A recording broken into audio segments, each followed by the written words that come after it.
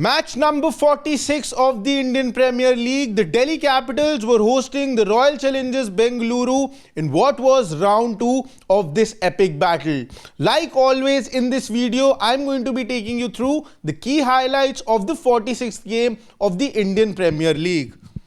The two captains in Akshar Patel and Rajat Patidar were there at the centre at the Arun Jaitley Stadium, and it was the away team in the RCB red corner who went on and won the toss and elected to bowl first, calling in the Delhi batters to come out and bat, keeping in mind that the dew plays a very big role on this particular venue.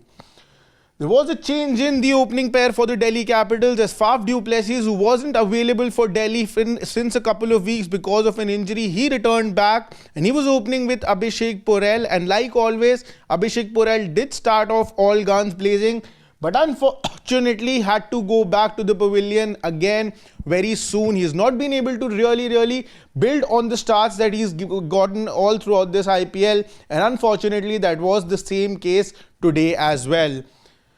Then Faf du Plessis and KL Rahul in between started to take things in their hand, because Karun Nair as well, who came at number 3, had to return back very soon as well. He has not had a great time after the one knock that he played against the Mumbai Indians. But then KL Rahul and Faf du Plessis, understanding that the wicket is too paced and there is uneven bounce, started to rotate strike and really did not accelerate in those middle overs phase. Eventually, both of them had to go back. KL Rahul 41 of 39, and for Faf du Plessis on his return, not the best of the returns, because he sort of played a knock that was not even run a ball, ended at a strike rate of just 89. Really that acceleration in the middle overs did not happen, because Krunal Pandya and Surya Sharma, the two spinners of the RCB team, really choked the run flow, using the conditions to the fullest, really slowing the ball in the air, and because of that the Delhi Capitals were not really able to score runs in the middle overs.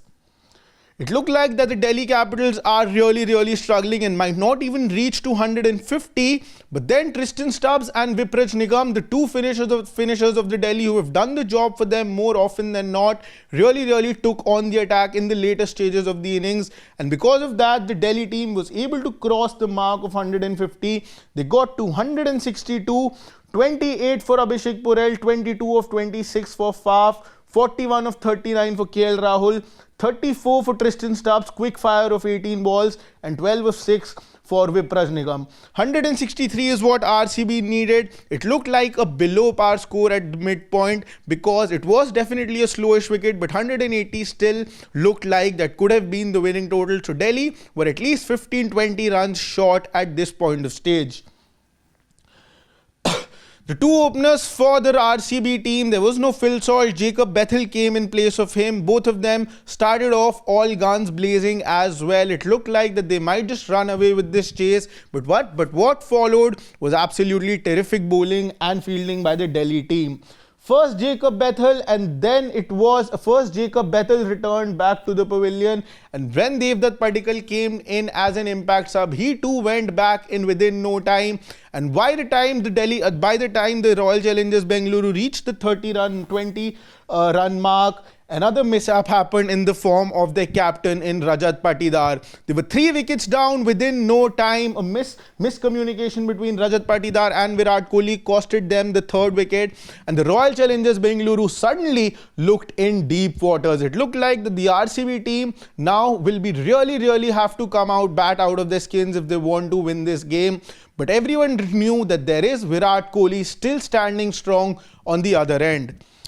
He was then joined by Krunal Pandya in the middle, who was given a promotion because of the left-hand combination, and also because they were just Romario Shepherd, Tim David and Jitesh Sharma left to bat, and those were finishers. Krunal Pandya got that promotion, and boy oh boy, did RCB not look back from there. Both of them gradually started to get the Royal Challengers Bengaluru into the game. Runs were not coming, but wickets were not following too. Both of them continued to rotate strike, maintained the run rate, never crossed 10 runs per over, but 10 runs on this wicket seemed to be very tough, seeing how the conditions were turning out to be. But then both of them upped the ante. Wickets hadn't fallen. Wickets were there in their hands, and dew had started to kick in. Akshar Patel later on after the game also talked about that it got easier for batting second as the wicket got really better to bat on because of dew coming in. And Virat Kohli, Krunal Pandya knew that. They took their time in the middle overs and then started to accelerate. Delhi team suddenly, who were up and running in the game, suddenly had started to slowly, gradually get out of the game because of this partnership between these two batters. Krunal Pandya got to his half century, and boy oh boy, what a knock did he play. And so did Virat Kohli as well, got to another half century. He currently holds the orange cap as well with a little margin over Suryakumar Yadav. But Krunal Pandya gave an opportunity. Abhishek Purell absolutely missed that chance. And from there was no chance that the Delhi team could come back, because at this point when the catch was dropped, the equation was really already very tough for the Delhi Capitals. They needed a wicket, but this catch was dropped and suddenly situation really changed. It was the 14th over when Mukesh Kumar came up with the ball, and Krunal Pandya realized that now is the time you need to start attacking. And from there Krunal Pandya continued to attack. There was Virat Kohli with him as well, so he had the freedom to actually go out and play his shots, and because of that momentum suddenly shift back to RCB, the RCB team. And despite Virat Kohli getting out after his 50, the game was already sealed for the Royal Challengers Bengaluru. Then Tim David came in, he hit the final few shots, and Krunal Pandya was still standing there really strong. And what a game for Krunal Pandya. First with the ball, brilliant figures with the ball, and then with the bat, 70 odd is what he made sure that he was the difference in the match. This is how the scorecard looks. 73 not out for Krunal Pandya, 51 for Virat Kohli.